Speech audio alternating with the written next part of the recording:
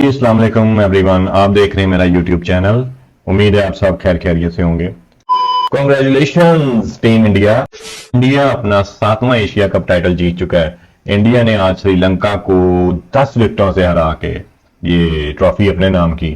श्रीलंका ने पहले खेलते हुए सिर्फ 50 स्कोर किया, ऑल आउट हो गए और मैं ये समझता हूँ एक वर्स्ट फाइनल था क्रिकेट का किसी भी फॉर्मेट में जो देखने को आज मिला। और इंडिया ने जो टारगेट है वो 6 ओवर्स में कंप्लीट कर लिया बगैर किसी नुकसान के।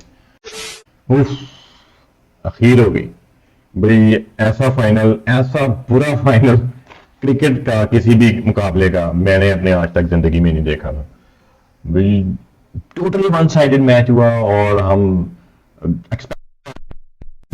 जैसे पिछले कुछ मैचों में उन्होंने सारी टीम्स के साथ ही कोई ना कोई पंगा लड़ाई रखा है और पूरे तरीके से उन्होंने मुकाबला किया है हर जगह। आज तो बिल्कुल वन साइडेड मैच था, मतलब कि किसी के बहमों गुमान में भी नहीं था। सबसे पैसे खर्च के जो इतनी अमाउंट खर्च के तो पहुंचे स्टेडियम में देखने के लिए। और मुझे इस बात का अंदाजा है कि जब आप स्टेडियम जाते हैं मैच देखने, बचपन में तो हम काफी गए हैं स्टेडियम में मैच देखने।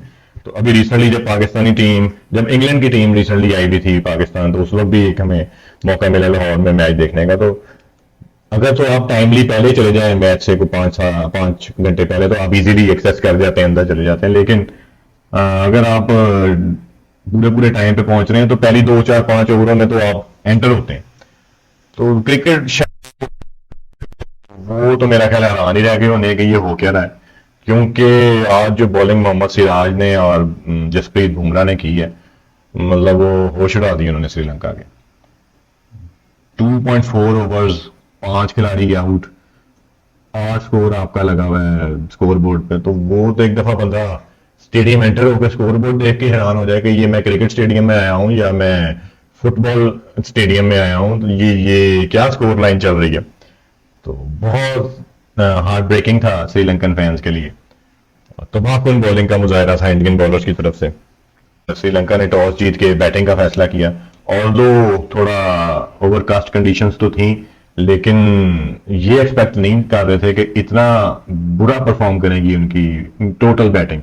बॉल एक्स्ट्रा ऑर्डिनरी मूव नहीं हो रहा था। मैं ये समझता हूँ पर्सनली कि श्रीलंकन ने शॉट सिलेक्शन बहुत बुरी थी उनकी। मतलब जहां से प्रोफेशनल क्रिकेटर, बल्कि कमेंटेटर्स भी मैच के दौरान बात कर रहे थे कि जब 2 विकेटें आपकी गिर गई हैं पहली 2 ओवर्स में, तो या 3 गिर गई थी जब ओवर, तो उसके बाद नेक्स्ट जो बैट्समैन आता है तो उसे थोड़ा सा देख के चलना पड़ेगा कि वहां पे ब्लॉक करना शुरू कर दे, वहां बाहर जाती हुई गेंद को टच भी ना करे। लेकिन उन्होंने तो बिल्कुल इस चीज का रखा ही नहीं। कुछ लोग ऐसे भी बात कर रहे हैं कि आज का जो फाइनल था ये पहले से फिक्स था, बल्कि ट्विटर पे ट्रेंड भी चलता रहा है कि फिक्स्ड के नाम से। तो उसके ऊपर लोग बात कर रहे हैं कि जी श्रीलंकन प्लेयर्स खेले ही इस तरीके से हैं कि उन्होंने कोशिश ही नहीं की है यहाँ जीतने के लिए। उन्होंने सारी शॉट्स जो है वो या तो प्लेइंग के लिए गए हैं और इन दी एयर शॉट्स खेली हैं। जैसे उनका जो ओपनिंग एक बैट्समैन है कुशाल परेरा, वो इतनी बाहर जाती गेंद को बुमराह की उसने एज दे दी और नजर भी आ बिल्कुल अपने क्रीज के कॉर्नर से बॉल कर रहा है। तो वो ओपनिंग बैट्समैन तो ये देख रहा होता है कि जब बॉलर बिल्कुल बाहर से बॉल कर रहा है तो ऑब्वियसली वो आउट स्विंगर फेंक रहा है आपको, लेकिन इसका उसने बिल्कुल ध्यान नहीं रखा। उसके बाद जो भी बैट्समैन आ रहा है वो ऐसी शॉट्स खेल रहा है कि मसला ही कोई नहीं है, तो गली मोहल्ले की क्रिकेट है और उस हिसाब से वो अपनी बैटिंग कर रहे हैं। और जडेजा को कैच सीधा पकड़ाया, उसके बाद ईशान किशन को कैच सीधा पकड़ाया, मतलब कि लग ही नहीं था रहा कि ये मैच हो रहा है। टोटल 15 ओवर उन्होंने फेस किए और 50 पे ऑल आउट हो गए।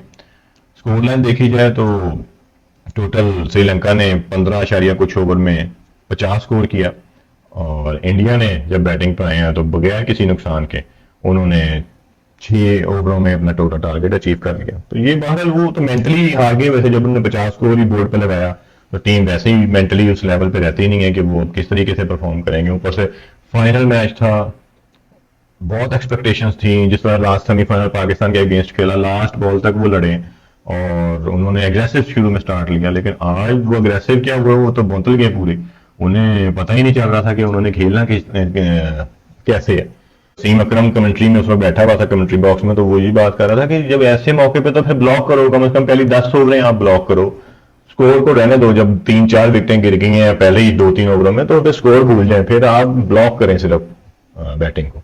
आहिस्ता आहिस्ता 50 ओवरों का गेम बड़ा लंबा गेम है, तो जब आपको मौका मिलेगा तो फिर अपनी शॉट्स लगाएं। बॉलिंग में देखें तो मोहम्मद सिराज ने टोटल 7 ओवर्स की और उसमें उसने 21 स्कोर दे के 6 खिलाड़ियों को आउट किया। आई थिंक उसका ये बेस्ट जो है वो फिगर ओडीआई बन गया। बुमराह ने 5 ओवर्स किए, उसने 23 स्कोर दे के 1 विकेट मिली। और हार्दिक पांड्या फ्रॉम नोवेयर वो फिर आके 3 विकेटें ले गया। मतलब उसने जो बॉलिंग भी की है वो 130, 131, 132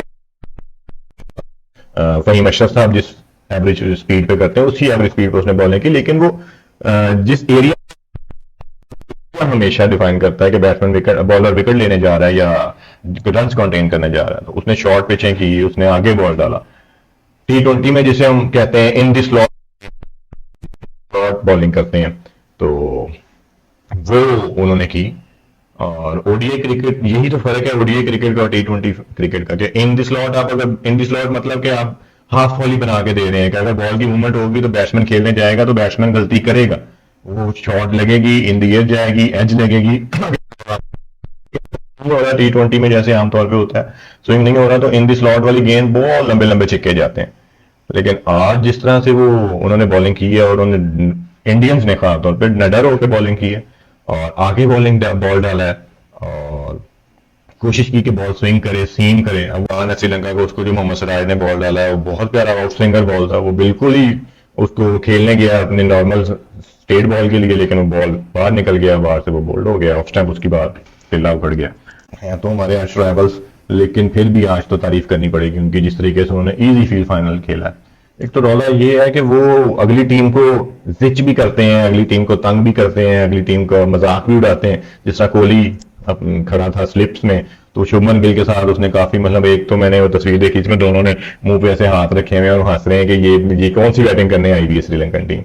तो इनको फर्क भी नहीं पड़ता किसी चीज का। ऐसे ही अगर पाकिस्तानी को कर देता वाला वाला हो जानी थी कि जनाब ये तो टॉन्ट कर रहे हैं और ये हंस रहे हैं, ये बहुत बड़े प्लेयर्स बन गए हैं। तो भाई वो बहुत बड़े प्लेयर्स हैं इंडियंस, वो खासतौर पे कोहली, लोग कंपैरिजन करते हैं उसके डिफरेंट प्लेयर्स के साथ, पाकिस्तानियों के साथ, बाबर के साथ। मेरी बुक्स में तो कंपैरिजन जो है वो बनता ही नहीं है कोहली का। फिलहाल जो करंट ओडीआईज में जितने भी खेल रहे हैं लड़के ओवरऑल द ग्लोब, तो कोहली फार अबव है इन सबसे।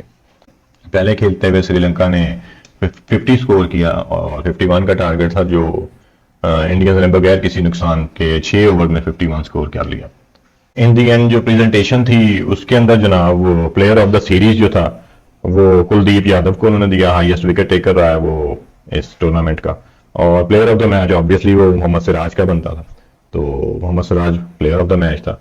और सबसे अच्छी चीज जो खासतौर पे बाद में मीडिया में काफी चलती रही वो यही थी कि उन्होंने अपना जो विनिंग प्राइज अमाउंट थी, खास सिराज ने भी और आई थिंक इंडियन टीम ने भी, वो सारी की सारी ग्राउंड स्टाफ को जो है वो दी।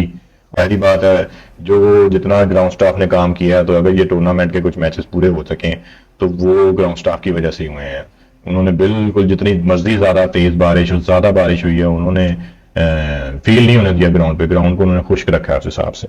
तो ये बहुत रेयर केसेस में ऐसा होता है, क्योंकि इंग्लिश फील्ड में जाएं या किसी ऑस्ट्रेलियन जगह पे जाएं तो वहां पे तो उनके पास मशीनरी है, लेकिन इनके पास मशीनरी भी नहीं है और ये ह्यूमन मशीनरी के साथ ही काम करते हैं।